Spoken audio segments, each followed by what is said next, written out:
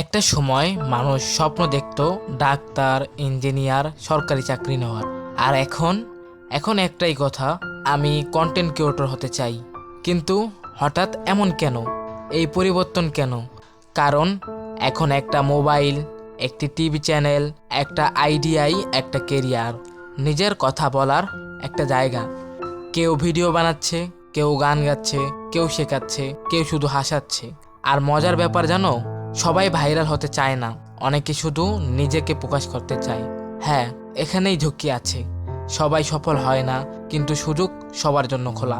আগে সুযোগ ছিল সীমিত, এখন ইন্টারনেট সবাইকে একটা মঞ্চ দিয়েছে। কন্টেন্ট ক্রিয়েটর হওয়া মানে শুধু ফ্রেম না, একটা দায়িত্ব। কারণ মানুষ দেখে, শিখে, প্রবাহিত হয়। তাই প্রশ্নটা হলো না তুমি কন্টেন্ট ক্রিয়েটর হবে কিনা, প্রশ্নটা হলো তুমি কি ধরনের কন্টেন্ট ক্রিয়েটর হতে চাও। যে শুধু ট্রেন্ড ফলো করবে, নাকি যে নিজেই একটা ট্রেন্ড বানাবে।